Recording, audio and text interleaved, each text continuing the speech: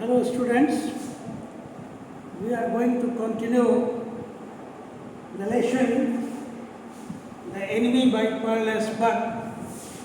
So far we have read that Dr. Sudhav Hawkins, the protagonist, was happy with his family. His father has sacrificed a lot for the success of his son, and it was a pleasure for him that he had seen him succeed in life, not only as a surgeon but as a scientist also.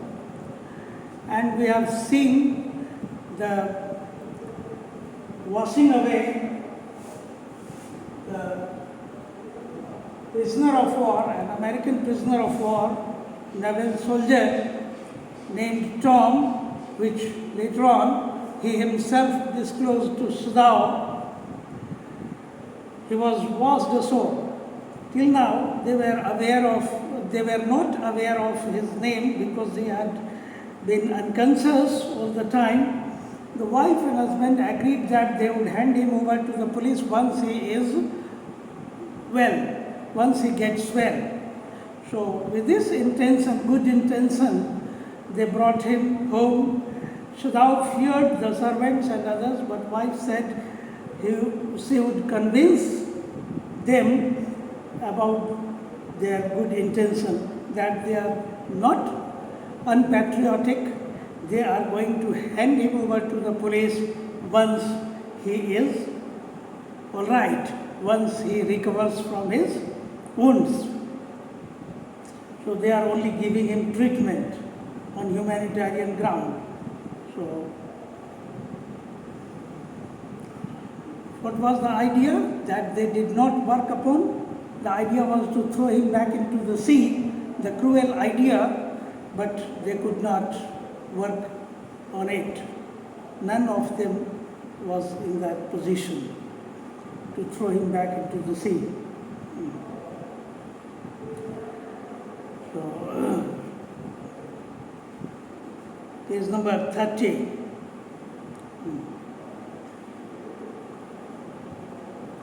This man must have extraordinary vitality or he would have been dead by now. Vitality means energy, life force.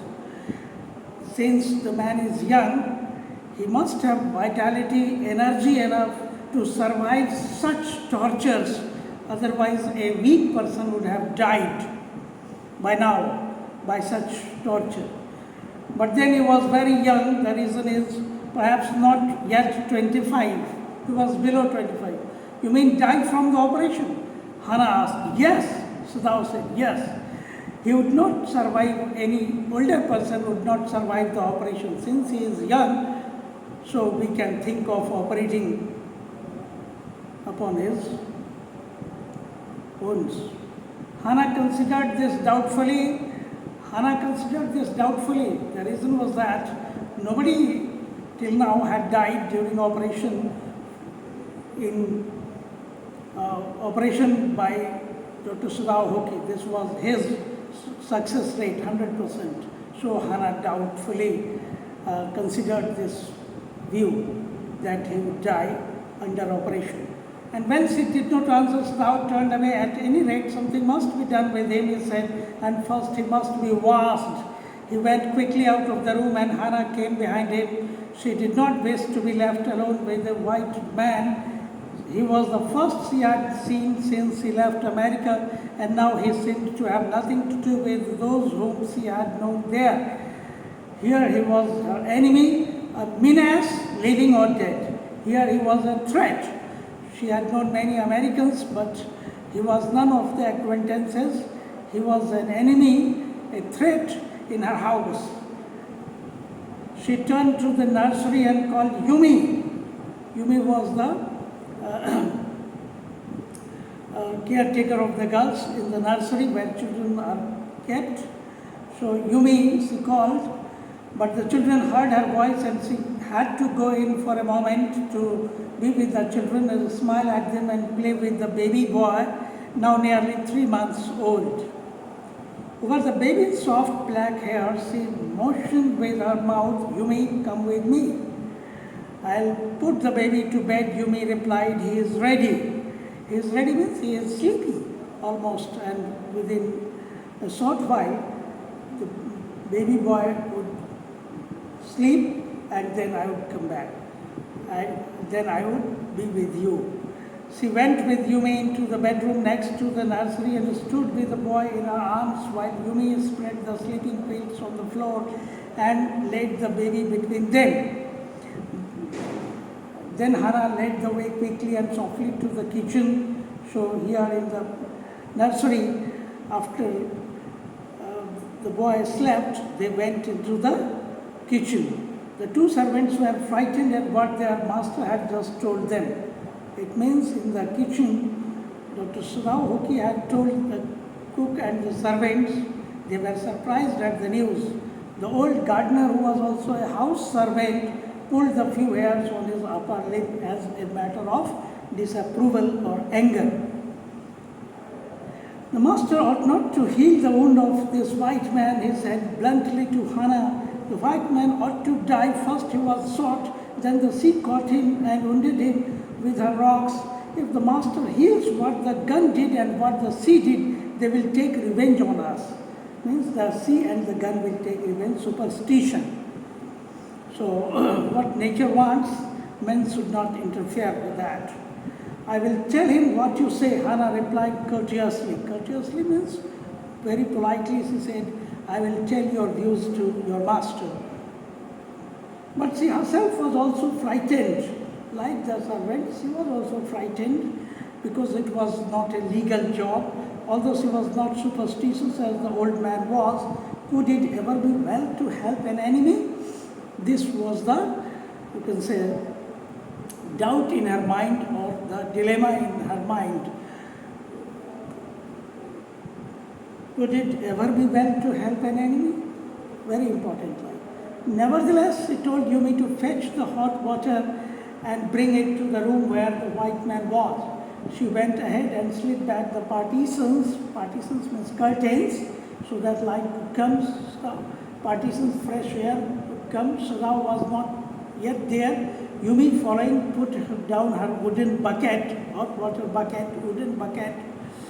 Then she went over to the white man. When she saw him, her thick lips folded themselves into stubbornness. Stubbornness means foolishness. Foolishly she folded her lips in anger or in disapproval that she was not going to do it. Not wash so dirty a one now, and I will not wash. She bluntly said, plainly said this, and rudely, roughly she said this. Yumi.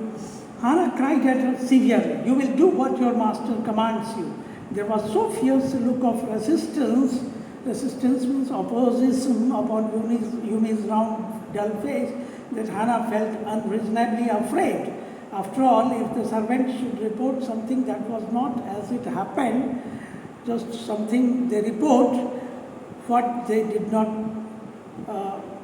what they had not planned, or something in other way, if the servants reported to the police that they were helping, which was not the real intention, what would happen?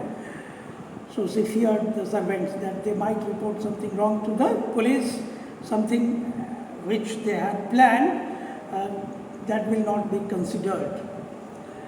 That they are going to hand it over to the police, hand the man over to the police after he is well. The reason will not be excused. Very well, she said with dignity. You understand, we only want to bring him to his senses so that we can turn him over as a prisoner.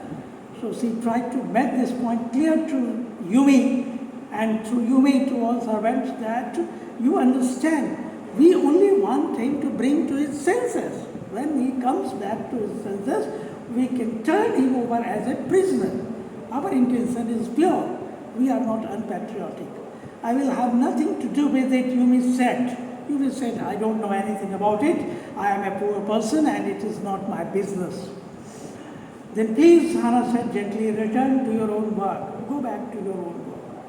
At once Yumi left the room, but this left Hana with the white man alone. She might have been too afraid to stay had not her anger at Yumi's stubbornness now sustained her. She would also have gone, but due to anger and she was displeased with Yumi, so she stayed back and she decided to do the thing by herself. And so, Hana Hoki is such a kind lady, developed her, showed her kindness, pity. She did a lot of help. Like her husband, she was also a humanitarian. A word, philanthrope. One who loves human beings more than anything else. A stupid human, she muttered fiercely.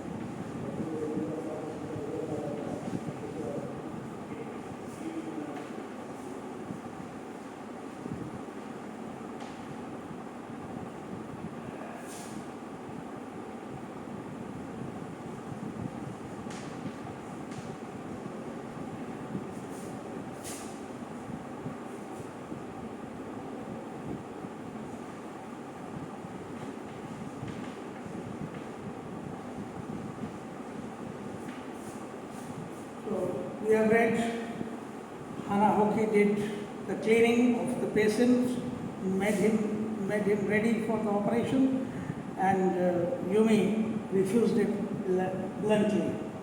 So she is doing the cleaning and thinking in her mind. She muttered fiercely, "Is this anything but a man and a wounded, helpless man?" So this shows the philanthropic nature of the couple. She is also philanthropic like her husband. Is this anything but a man? In the conviction of her own superiority, she was educated, and educated persons think differently from the uneducated persons, illiterate persons like Yumi. So this is the difference. They have broader ideas, broader than patriotism. She untied the knotted rugs that kept the white man covered. When she had his breast bare, she dipped the small clean towel that Yumi had brought into the steaming hot water and washed his face carefully. The man's skin, though rough with exposure, was a fine texture and must have been very blown when he was a child. So Hana thinks him as a child. She takes care of him. Very soft and very tender skin like a child. She considers him like a child. When she was thinking these thoughts, though not really liking the man better now that he was no longer a child, she kept on washing him until his upper body was quite clean, but she dared not turn him over. Where was Sadao? Now her anger was ebbing. Ebbing means going low. She was now becoming normal, not anger. Anger was ebbing, getting low. And she was anxious again, and she rose, wiping her hands on the wrong towel. Wrong towel means here with the dirty towel she wiped her hands, not with the clean towel. Then lest the man be chilled, this shows her perplexity, this shows her, you can say, situation of confusion, tense mind. Then lest the man be chilled, she put the quilt over him. Chilled means so that the body should not get cold. She put the quilt over him. She covered the man with the quilt. Sadao, she called softly. He had been about to come in when she called. She was going to call Sadao for further work. She could not turn him over. But Sadao was about to come nearly. He was there at the doorstep, at the threshold, at the doorstep. His hand had been on the door and now he opened it. She saw that he had brought his surgeon's emergency bag and that he wore his surgeon's coat. He was ready for the operation. "You have decided to operate?" she cried. "Yes," he said shortly. He turned his back to her and unfolded a sterilized towel upon the floor of the tokonoma. Tokonoma is a stool, you can say, a small table at alcove, and put his instruments out upon it. "Fetch towels," he said. She wanted Hana to assist him. Sadao Hoki said, "Fetch towels." She went obediently, but how anxious now, to the linen cells and took out the towels.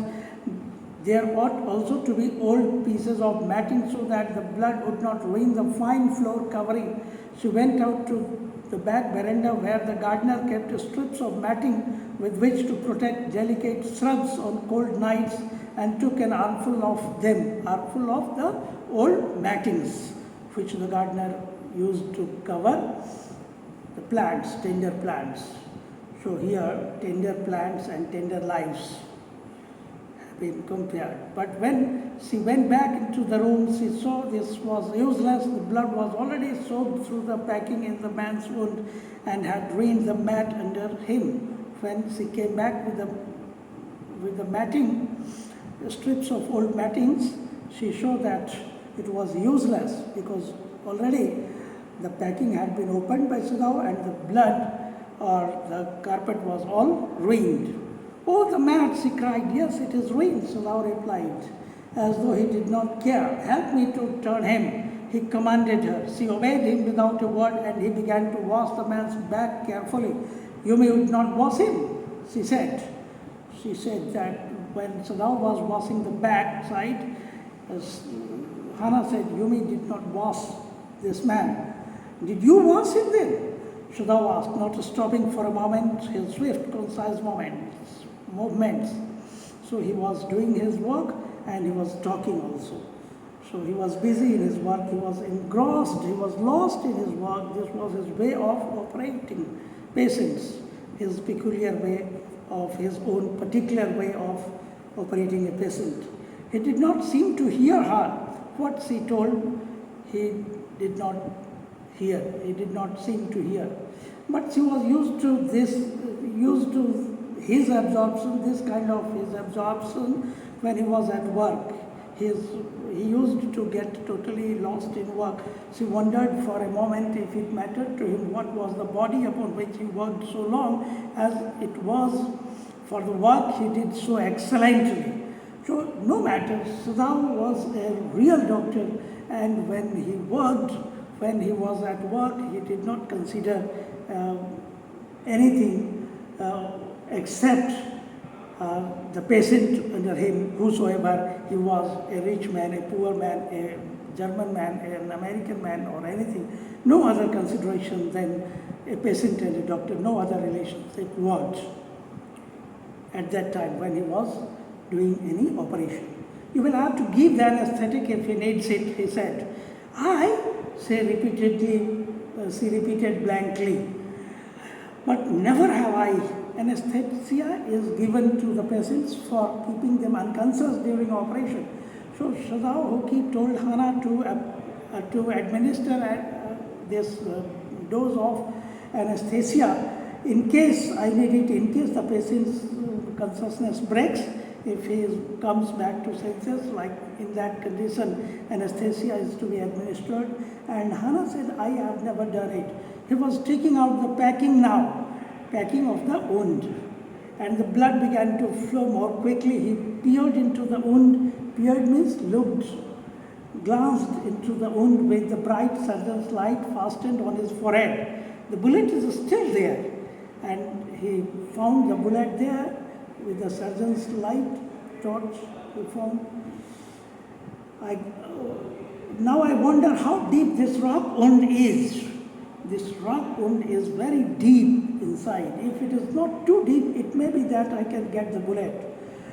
But the bleeding is not superficial. He has lost much blood. Internal bleeding is there. The wound is very deep and blood is coming from the internal organs. If it were superficial means on the surface, just not so deep. Superficial means not so deep. I would have taken out the bullet easily. But as the rock wounds have pushed the bullets inside and the blood is coming from inside, it is very risky. Much blood has come out. At this moment, Hannah choked. Choke means her throat, something obstructed, something stopped in her throat. She choked. She could not speak just because of the condition of the patient. When one sees the blood also, one feels something interrupting in the throat. He looked up and saw her face the color of sulfur, just yellow color of sulfur is a chemical. Don't faint, she said sharply. So thou said, don't faint. Don't faint means you also don't feel unconscious, otherwise I am here. I will have to take care of you and the patient might die in this condition. Don't faint, for God's sake. He did not put down his exploring instrument. If I stop now, the man will surely die. She clapped her hands to her mouth and leaped up and ran out of the room. Outside in the garden, he heard her retching, vomiting. But he went on with his work. It will be better for her to empty her stomach. He thought vomiting would be better for Hannah. That would be better. Otherwise, she might faint. He had forgotten that, of course, he had never seen an operation, but her distress and his inability to go to her at once made him impatient and irritable with this man who lay like dead under his knife. Now, on this condition, he could not go to help his wife, and this irritated him, angered him with the patient. He was now doing things fast. He disliked this operation because he was not able to go to his wife, who was in distress, who was in pain. This man, he thought, there is no reason under heaven why he should leave. Unconsciously, this thought made him ruthless, and he proceeded swiftly. Ruthless means cruel, unkind, and unkind with the operation, and he proceeded swiftly fast, in a fast manner. In his dream, the man moaned, but Sadao paid no heed except to mutter at him. Groan, he muttered, groan if you like. Sadao used to talk to his patients in this condition also. He said, groan if you like, to his patient who was not responsive to any of his comments. I am not doing this for my own pleasure. I am doing this for the sake of humanity, for your life. In fact, I do not know why I am doing it. Whether I should do it or not. The door opened and there was Hannah again. Where is the anesthetic? She asked in a clear voice. Sadao motioned with his chin. It is as well that you came back, he said. This fellow is beginning to steer. Move. So she had the bottle and some cotton in her hand. But how shall I do it? She asked. Simply saturate the cotton. Simply saturate means put the liquid on the cotton. The cotton will absorb liquid and hold it near his nostrils, the openings at the nose, the openings of the nose. Sadao replied without delaying for one moment the intricate detail of his work. When he breathes badly, move it away a little. See, this process of administering anesthesia, he described just continuing his work without interrupting his job, without disturbing the operation, without stopping the operation. She crouched close to the sleeping. Crouched means sat easily, close to the sleeping face of the young American. It was a piteously thin face. Anyone could take pity on that face, she thought. And the lips were twisted. The man was suffering whether he knew it or not. Watching him, she wondered if the stories they heard sometimes of the sufferings of the prisoners were true. They came like flickers of rumor told by word of mouth and always contradicted. In the newspapers, the reports were always that whenever the Japanese armies went, the people received them gladly with cries of joy at their liberation. But sometimes he remembered such men as General Takima, who at home beat his wife cruelly, though no one mentioned it now that he had fought so victorious a battle in Manchuria country. So, if a man like that could be so cruel to a woman in his power, would he not be cruel to one like this, for instance? She hoped anxiously that this young man had not been tortured. It was at this moment that she observed deep red scars on his neck, just under the ear. So here, Hannah's mental conditions. She is thinking about the rumors that armies are just very cruel to the enemies, and torture is meted out to the enemies badly. She felt kindness, pity, mercy for this man, but she found their scars. One General Takima has been mentioned. She knew that general used to beat his wife, and she thinks if he finds an enemy, would he be kind to the man? Not possible. So this prisoner of war, Tom, must have been tortured badly, and she found a scar mark, a wound mark, just under the ear. Those scars, she murmured, lifting her eyes to Srao, but he did not answer. At this moment, he left the tip of his instrument strike against something hard, dangerously near the kidney. All thought left him, so he was not listening to anything. He was only concentrating on the operation, because this was the crucial moment. His instrument struck against something hard, means the bullet was there. He found the bullet, and it was near the kidney. He probed with his fingers delicately, familiar with every atom of this human body. So Srao Hoki was very expert, and he was fully aware of every organ in the body. His old American professor of anatomy means where organs are located in the body. Anatomy is a branch of surgery or medical science, where students are taught which part and the distance at which place the parts are located. So his professor of anatomy had seen to that knowledge, had perfected every knowledge in every student. Ignorance of the human body is the surgeon's cardinal sin. Cardinal means prime sin. Shares. He had thundered at his classes year after year. Every year, the professor of anatomy had told it clearly to the students that knowledge of human body is essential for every surgeon. To operate without as complete knowledge of the body as if you had made it, anything less than that is murder. So if you don't know human body, you have got no right to operate. It is like a murder. So if you have to become a surgeon, first know human body perfectly. So Srao was also very expert in anatomy, and he knew which organs were where in the body. As if you had made it in that condition, that you must be well versed with the human anatomy. It is not quite at the kidney, my friend. And Srao spoke, just my friend, he used to tell. This is ironical. Here he is operating on an enemy, and he calls him my friend because he treats all his patients in the similar way. He doesn't make any difference. So he says, my friend, it has not touched the kidney, it is not quite at the kidney, Srao murmured.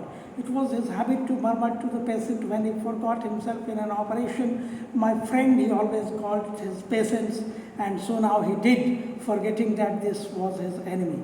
Then quickly, with the cleanest and most precise of incisions he cut at the place, the body, and the bullet was out. The man quivered means shivered, trembled, but he was still unconscious under the dose of anesthesia. Nevertheless, he muttered a few English words. Said, "Guts," he muttered, "choking. They got my guts." And the man was just blubbering something in unconsciousness. Guts, strength. They got all my strength, like that, choking, and his voice was fixed in the throat. He could not speak clearly, but whatever he was speaking, that they have taken all my powers. "Sadao," Hannah cried sharply. "Hush," Sadao said, "yes, silent." The man sank again into silence so profound that Sadao took up his wrist, and just for a while the man was in such a pain that his anesthetic dose became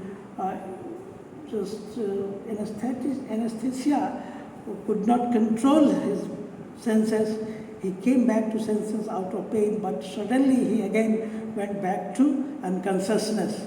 And in such a deep unconsciousness that Sadao was doubtful if he is dead, so he counted the pulses, took up the wrist, hating the touch of it, although he disliked it, to touch the patient, but to touch this American, but as he was his patient, so he had to touch it, check it. Yes, there was still a pulse, although so weak, so faint, so feeble. Feeble means weak, faint, but enough if he wanted the man to live, to give hope. It was a hope that the man would live, the operation was successful. But certainly I don't want this man to live, he thought. But in his mind, he thought that I have given him life, but law will take his life. I don't want that this man should live. This is my feeling, or this is the reason that I should hand him over to the police once he is well. So he turned as swiftly as though he had never paused, and from his medicines he chose a small vial, and from it filed a hypodermic and thrust it into the patient's left arm. Just injected some medicine into his left arm. Then putting down very hurriedly, swiftly, because the man's pulse was ebbing low. Ebbing, I have told you.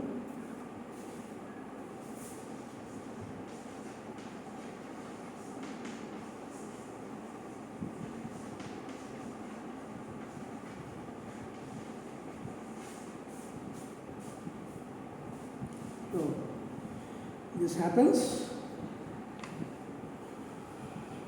The pulse under his fingers fluttered once or twice and then grew stronger. "This man will live in spite of all," he said to Hannah, and sighed.